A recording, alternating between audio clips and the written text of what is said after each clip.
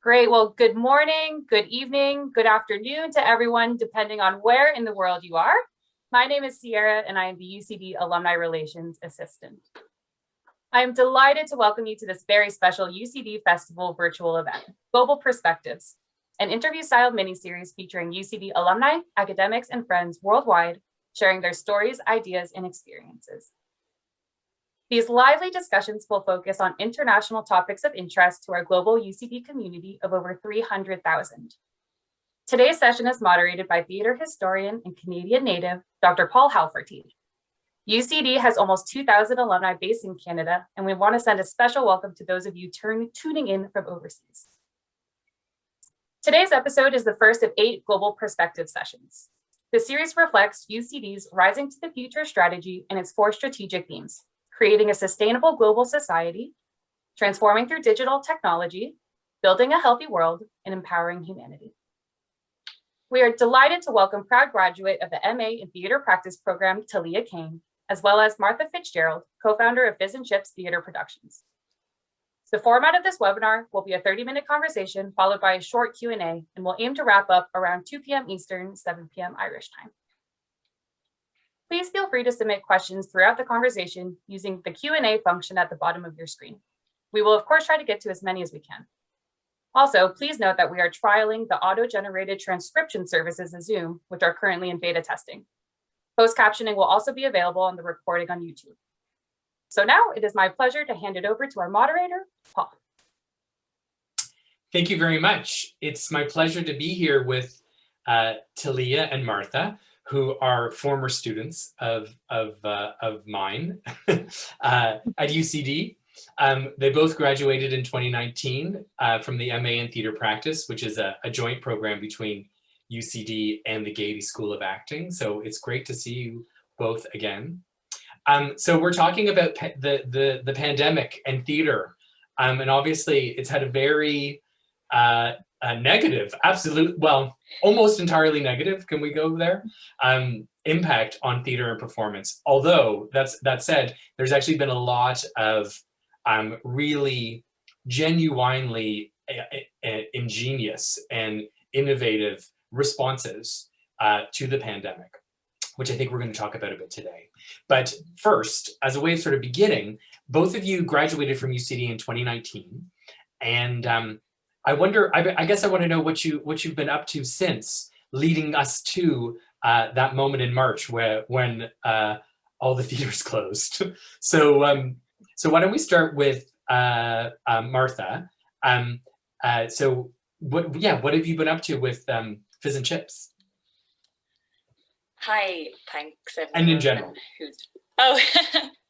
Thank you for having me, and everyone for watching live and also potentially afterwards.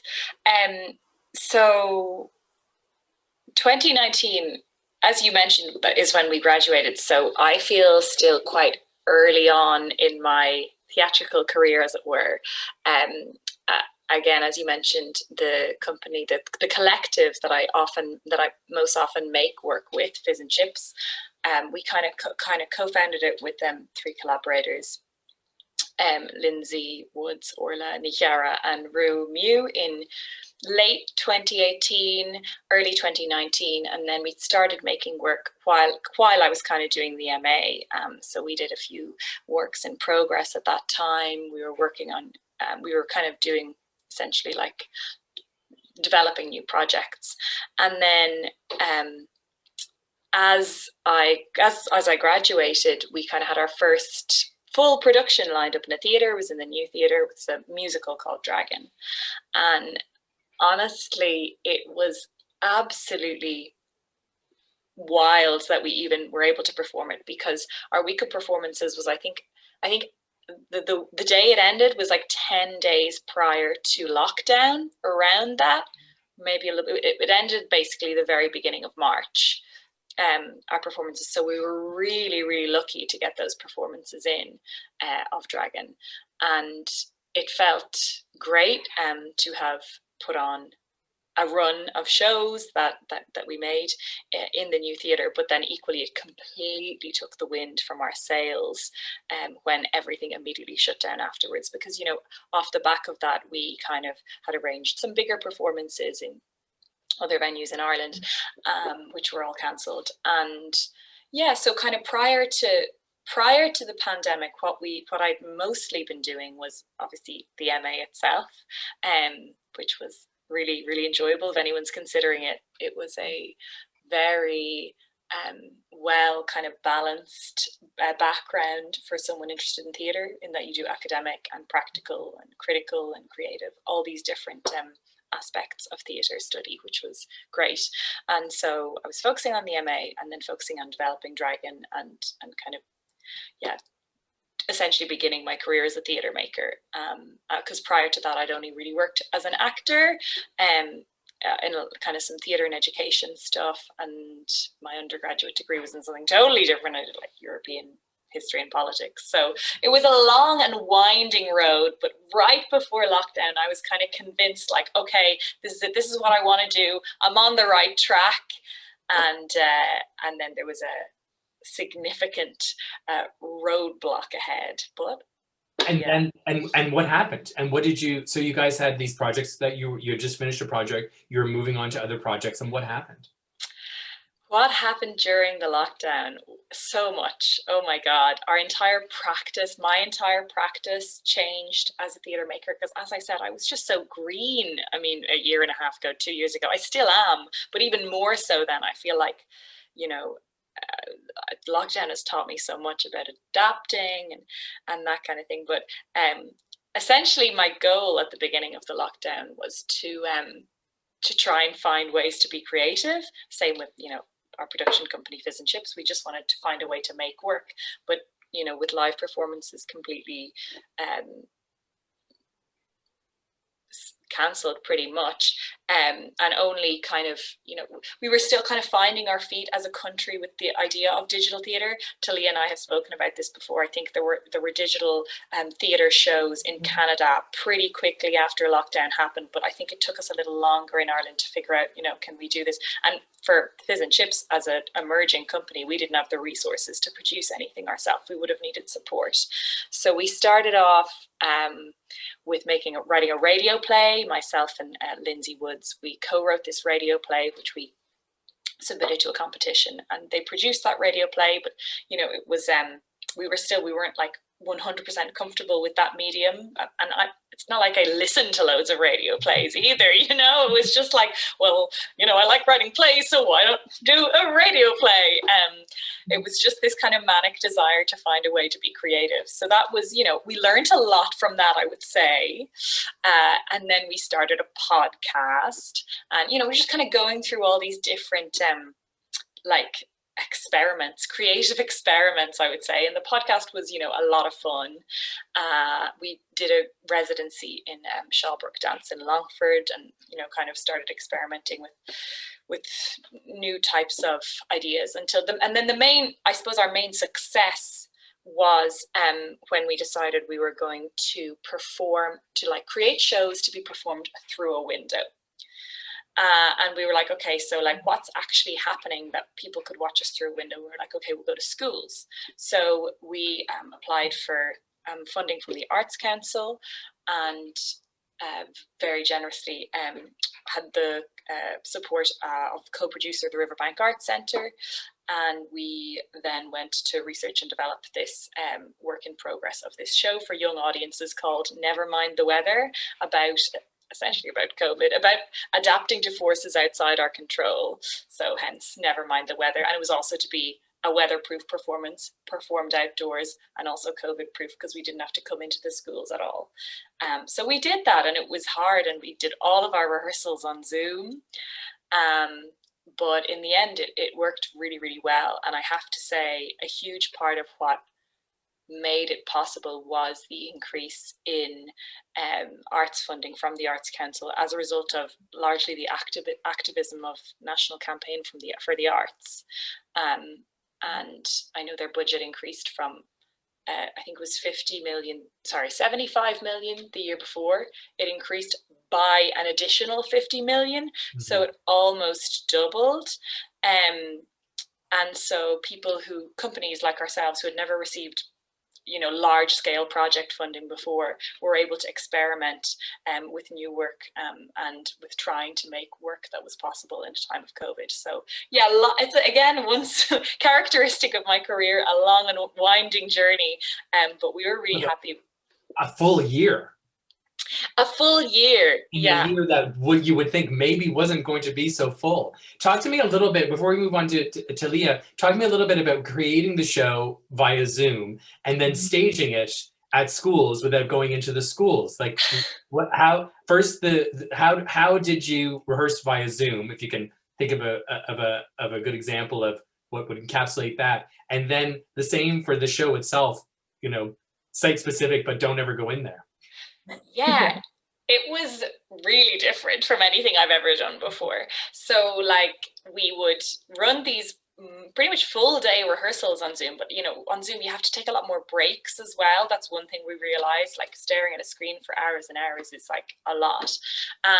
And you can run kind of a lot. There are certain warm-ups that work better than others. You can kind of do meditations well. You can do kind of creative writing exercises pretty well. But we were doing a non-verbal performance because it had to be through a window. So we had to do a lot of movement.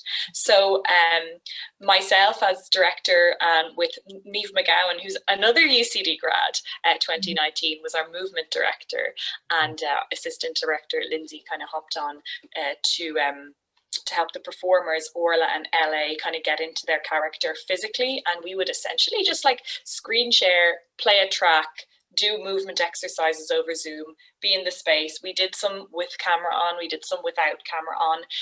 What we ended up doing was going very deep in on the performers' individual characters, because that was easy. It was easier for them to do that kind of work, the kind of work you can kind of do on your own, rather than focusing hugely like on narrative, because we couldn't work with the two performers together in a room. So those kind of little moments that then become the story, it was harder to build them. So there was a lot of character work. So what actually ended up happening in our performances, it was basically these two characters interacting for the duration of them, but that worked pretty well, I think. And it's funny, so it was somewhat, it appeared quite experimental almost in style, because it was this non-verbal play about these two different, Orla was playing this character called Cyrus based on the sun, and LA was playing Luke Andrew Feeney and Orla Nichiara, and Luke Andrew Feeney was playing this character called Drip based on the rain.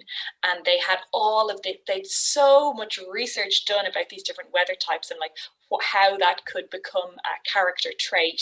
And so even just watching them interact non-verbally with a score that was an instrumental score composed. We had a Bluetooth speaker inside the classroom and outside the classroom, so we could just pop that in through the window, again, without going into the school.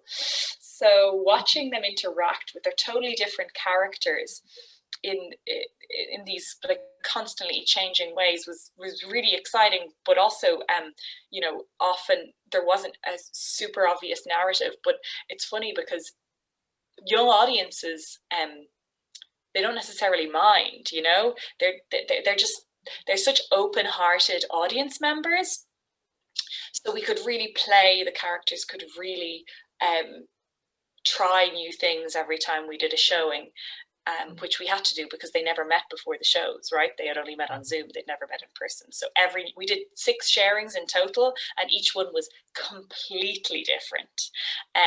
But at the core of it, it was this character development that had really taken place during the Zoom research and development sessions, and yeah, the characters were just really strong. So I think that's something that did work well on Zoom, I would say. But yeah, it was a very strange experience for sure. That's great. That's great. I love that. I love the looking through the window and the Bluetooth and finding ways. Okay, now Thalia, we'll I think we'll come back to some of these ideas around Zoom and in more detail. But Thalia, how about you? So you graduate, you return to Canada, you're working in theater. Yeah, I just have to comment first. It's so innovative. I'm just so fascinated, still so taken with the show that Martha did with Fizz and Chips. And I mean, that's also something that I got to know Martha very well during the program. And we did end up actually working together directly quite often on projects. And I was always very inspired by the amount of creativity and different ways. And I mean, that was one of the things that's so great about the program itself too, is it really, our class had people from so many different areas that when we came together, we're able to discuss and work together. There were so many more ideas, and it just, the breadth of it, but I'll get back to that later. Yeah, so I came back to Canada quite quickly because I ended up finishing my thesis in Toronto, where I'm based right now. And initially, I do work in TV and film as well, and I had prior to going to UCD. So that was sort of where I was working for the most part initially. That, of course, ended up getting very halted and disturbed when COVID hit. But yeah, it was that. And actually something else that Martha was doing was directing a show that another one of our colleagues from the program, Chris Kelly, had written. And I was helping them produce that from Canada for production in Ireland. So that was all sort of what was on the go. And then I was actually taking a few slower months because I was planning to do an international tour of a show that I'd premiered in Dublin and finished writing there, actually. So that was the plan of what was coming, all of which was very much canceled since the tour was in Australia. Didn't happen. So initially the pivot was quite intense, and I think there was a real sense of, well, this might just last a couple of months, so hold off. And at that time, the tour hadn't even been canceled yet. So I'd kind of gone for about 5 months thinking, well, maybe it will still happen. Maybe we'll still go. And then of course, finally it was fully canceled. But I was really excited by how many things were being offered online. And in terms of what people could start watching, I spent a lot of time watching virtual theater from around the world, which was so fantastic to be able to get access to those productions that typically we'd need to be in different parts of the world to see. So lots of watching theater, actually. And then I did do a show with Joe O'Neill of Little Shadow Theatre, also based in Ireland. He did an entire series of plays with this company called the what were they called? The Isolation series. And so they were all 4 Zoom plays. So that was a really cool way to approach it without sort of looking at it as this is a play and we're just going to Zoom it, but rather making it for the form. I did do with the show I was meant to tour, we were part of the virtual Pride Plays Festival in New York. So that was my first foray into making a digital version of a production, which was quite adapted. I did a show with the Richmond Triangle Players down in Virginia of a new play called Red Wave for part of their So Queer Festival. And that was with a colleague of mine down in the States. So I think for me, one of the most exciting things has been being able to continue working internationally and with colleagues from everywhere in a much simpler way, really, than, I mean, of course, the simpler thing would be being in the same place, but to be able to have all of this collaboration happening, I think was really exciting. And then actually I wound up just recently, I was working as a teaching assistant at Bishop's University for their Women in Performance class. And that was something new for me that really I wouldn't have been able to do had I not done the MA at UCD. It really re-inspired my love for academia, and I became far more interested in researching and realizing that this wasn't just something I was interested in, but I'm really interested in what the potentials of a career in that world are. So I wound up teaching there, and that was just one of the best learning experiences, and so great to be able to go back and forth between the, I suppose, practical doing theater and then also being able to talk about it and teach students about it and hear. I mean, our class also had such a wide range of majors. So being able to hear the perspectives and gain the conversations, I mean, I learned just as much, if not, more, because it was just great to have different ways of interacting with people as well. So you both found yourselves in a situation where you were like, oh my gosh, that plan to go to Australia, that plan to continue work on this performance is over. And then you both found yourself making work with people in the US, Thalia, as well as and people in Ireland. You were making, as you already described there, Martha, a show through a window. There's questions coming through where people are asking, what do you think the effects of this are going to be? How is theater going to change as a result of the experience that we've gone through? And what sort of additional skills or new skills do you think are going to be? So I guess the first question is, what do you think is going to happen next? And then the second question, again from the audience, is how are we going to do that, or what skills are we going to need to move forward? Maybe we'll go with you first, Martha. Yeah, I think it's a really interesting question because I have no idea, right? I have absolutely no idea. So these are pure just hot takes. So that this is just kind of, things we talk about, We're here for it. And the first one is, I suppose, a bit of an inherited opinion from my housemate, John, John King, who's another theatre maker and talks about this often, and the concept of making theatre that you don't have to physically physically bring from venue to venue, but specifically for purposes of the environment, essentially, and how I hope what this whole COVID performance world situation has taught us is that you don't necessarily need to see theatre live. Theatre can be done in so many different ways. There's so many kind of like creative ways of bringing work to people. And while hopefully we won't need that because of a global pandemic anymore, that could be very useful moving forward in a world where we all fly a lot less, in a world where we travel overseas a lot less, because in account of climate change, essentially. So I think those kind of skills could be really useful down the line, and I do hope that we I suppose just have a more mindful approach towards travel in general, but also with regard to theatre and making work. And I think a hybrid approach is definitely something that I think would work well, because the show actually that suffered a loss of dates due to the pandemic dragon, we ended up bringing it to Galway Theatre Festival a few weeks ago, but we filmed it. So it was like a live streamed performance. And while look, it's not the same as being in the room, but it could, I think, with the correct setup, with like good audio and visual equipment, you can have a pretty good experience of watching a play through a screen as well.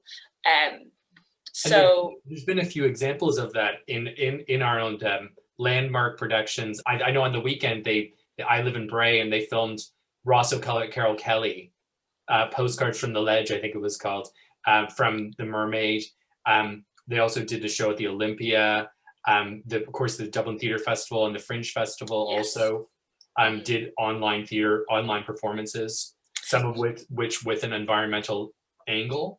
Yeah, and like all of the Dear Ireland events by the Abbey as well were very, they present opportunities as well as restricting us, because like say with Dear Ireland, it allowed the Abbey to showcase such a huge range of voices, when usually, if there's just like two concurrent shows, that's just, quite a small pool of people who can get their work out there. And like, I think this could be on the agenda for later, but especially when we talk about like accessibility and diversity, I think creating hybrid theatre, creating work that is open to a wider range of people, and that is like physically more accessible, as well as kind of like financially resource wise and all this kind of thing.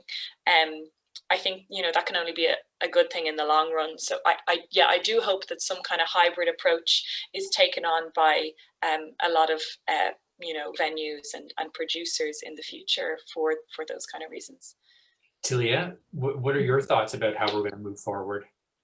Yeah, I mean, I think like many other theater folks, I'm itching to get back into theater, but there has been something so fantastic about being able to see shows from other places from the comfort of your living room.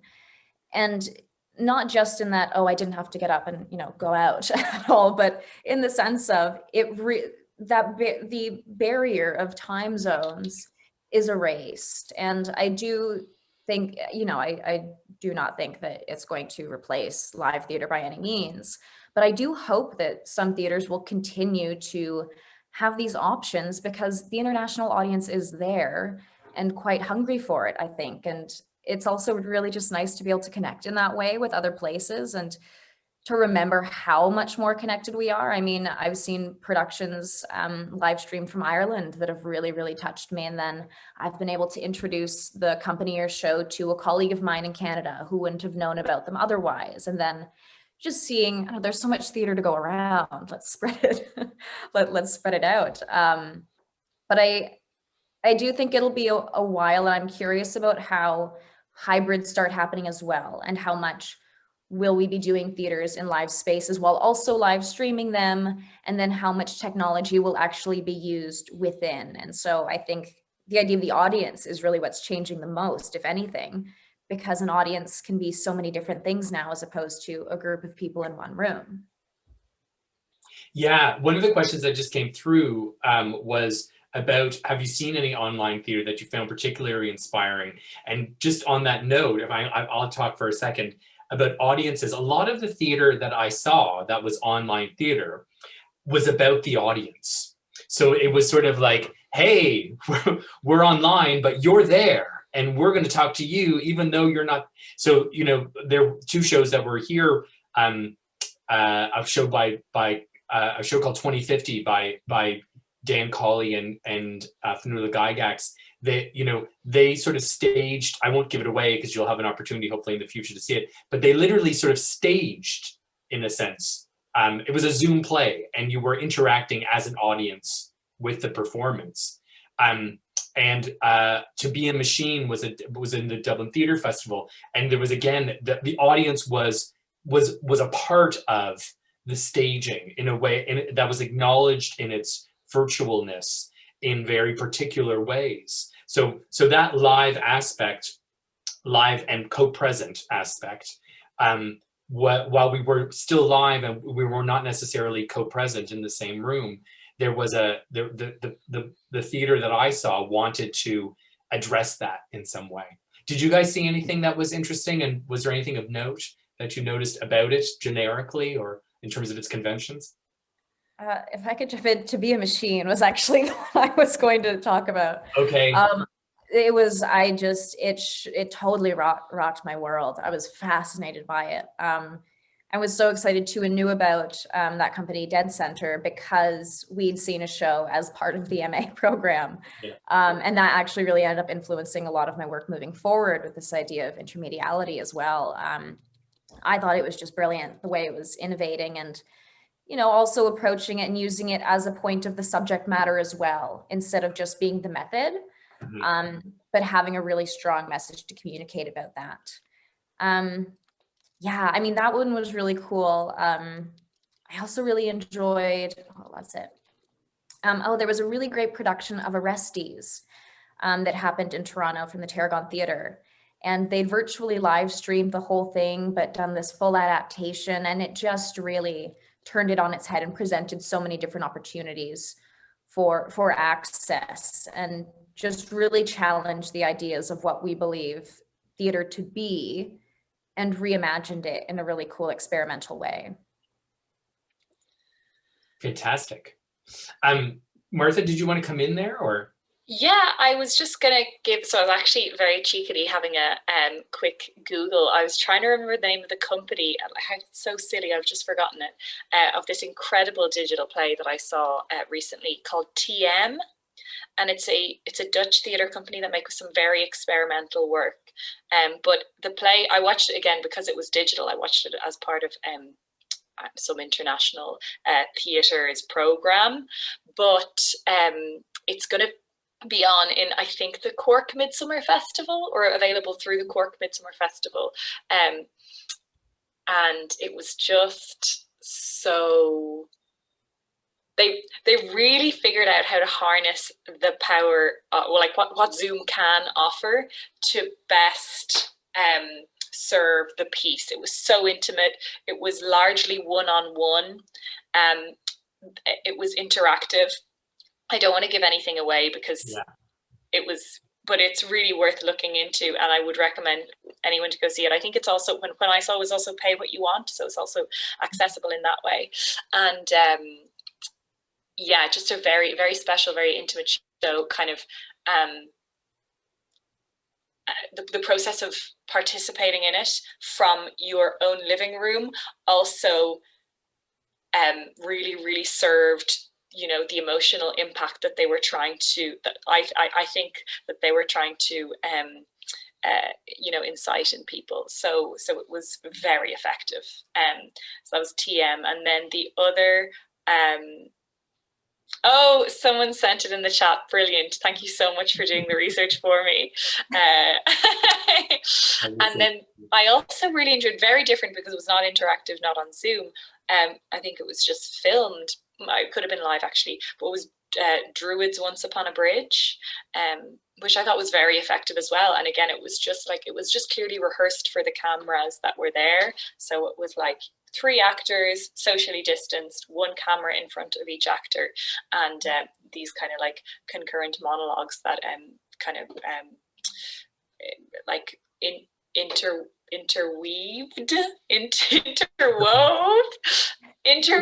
They were interwoven monologues. I don't know why I do this to myself. I should, you know, think of the sentence before saying it. They were interwoven monologues, and just really, really well performed, well delivered, great script. And yeah, so it really did kind of scratch that itch of for a good owl play, you know, that you could watch from the comfort of your own home. So they were kind of 2 that stand out to me. Yeah, there's something interesting too about, because of course, you know, it's mediated in a particular way. It's kind of like watching television, but very often they happen at a particular time, which is how television used to happen, right? So it becomes an event again because it is live, you know, it's not, again, co-present, we're not in the same space, but it's often happening live. And so you have to tune in at a particular time and be on time, because otherwise, and of course television used to be that way, but it's not anymore. You know, television is something one usually binges.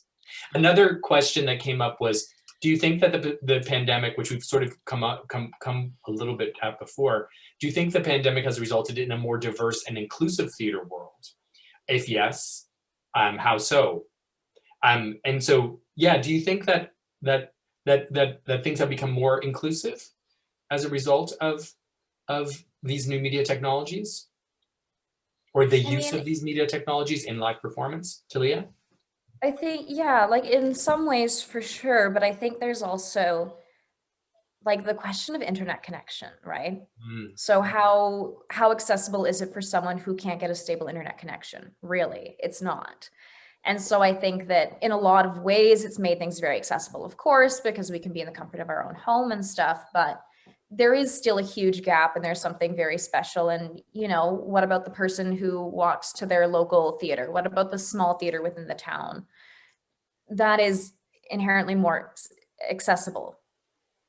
So I think in some ways, yes, but in a lot of ways, there's still huge work that needs to happen. And because there are just so many types of accessibility as well, what does it really mean, and how are we interpreting that?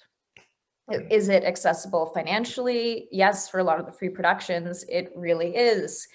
So many things have closed captions now. And, you know, I mean, even we have this live caption going right now as I see it going. So there is a lot that's been really great about it and technology-wise, but if we look beyond that, there is still a really big gap in terms of universally accessible. Martha, did you want to come in on that question as well? Yeah, I think I completely agree with everything Thalia was saying. And then also, I suppose from a slightly different standpoint, I think as well, you know, unquestionably, there's a lot more work to do. I mean, in every industry, but definitely in theatre, to make work more diverse and accessible.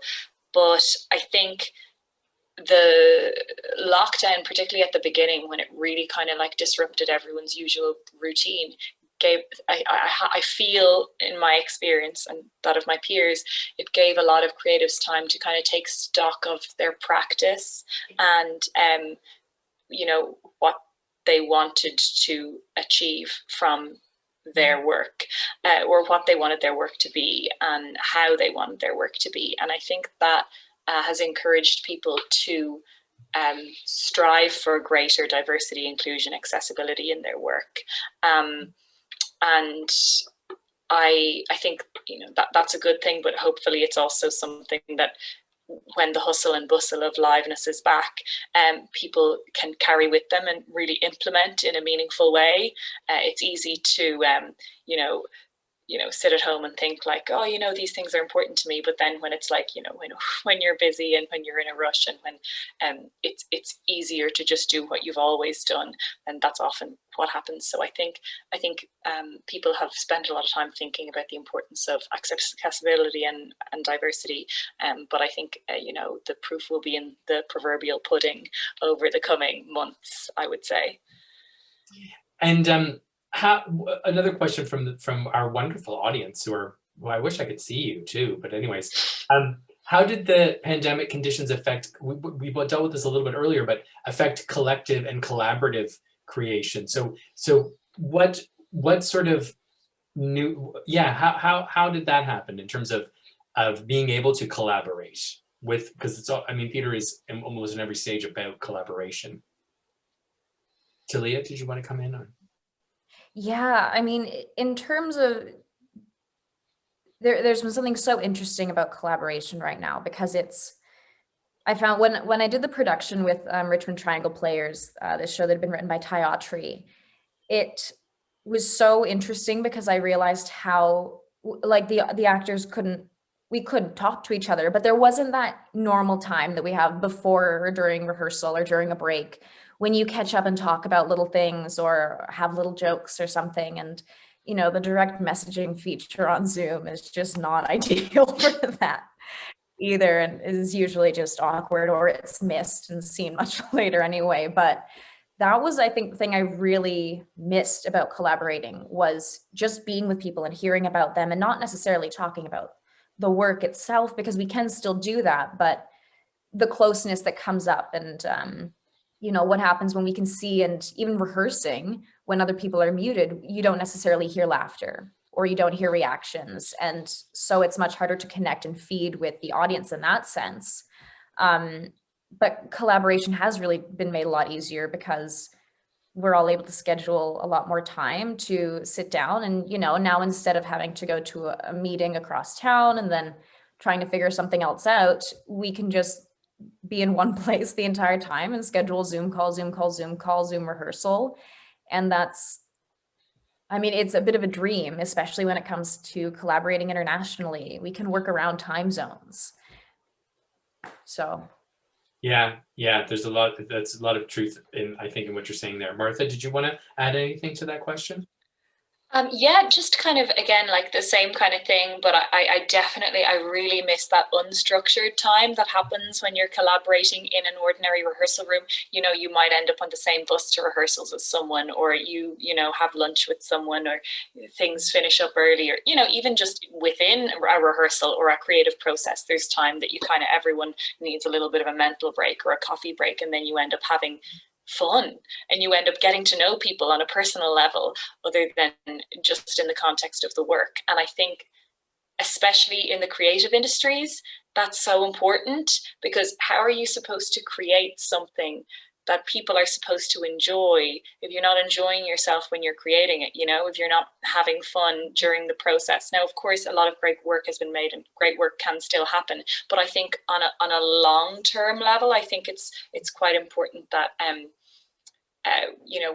we have the opportunity to just have free time in the company of our collaborators. And for me, and in my experience anyway, that's quite important. And I think especially in our MA, while the course itself, for instance, was extremely valuable, what also was valuable was just the friendships and a lot of the collaboration and the work and the career development, if you want to use that term, that has come about as a result of it, has just been a result of the friendships and being like, oh, you're really gas, I want to hang out with you, let's do a play, or, it's like, and I think that happens in all fields. And So I think that is something that I miss. I can't even remember what the question was, but no, it was about collaboration, and what you're saying is those Yes. in-between times. And it's the same for teaching at the moment. You know, like I don't have the same kind of interaction with my students that I have walking on the way to the hallway, like in the hallway on the way to class, or hanging out for a few minutes after class, or running into them on the bus, you know, sometimes, or those kinds of things. And I've had to encourage students to sort of find time themselves, even if it's virtual, outside of class, just to sort of hang out and chat, because that's actually quite important in collaborating, you know, in getting, because it's not all work, right? It's there. Collaboration is obviously a part of it is work, but also it's just being together, and being in the room together is actually also something that's just not the same. You know, you don't have that experience of being in the same, of sharing the same space, and you know, there is an energy, I believe anyways, that is between people that happens, especially in theater. It's almost the highlight that doesn't happen when you're not actually sharing the same space. It's 6:41. I think I wonder how much we should go for, maybe another few minutes. I think. This is another question that came through. Are there anything that you learned? Oh no, sorry, that's the wrong one. Basically asking, what if the pandemic went on forever? Do you think theater could go on? Could continue, or would it die out? Kind of a dystopia kind of question there. Maybe a little bit left field for you, but I thought it was sort of interesting. Yeah, I mean, I don't know. I think theater is sort of, historically, it's always been dying, yet it's never died. It just won't. So, you know, I think in that sense, there's a little bit of a spark that I feel will continue on regardless.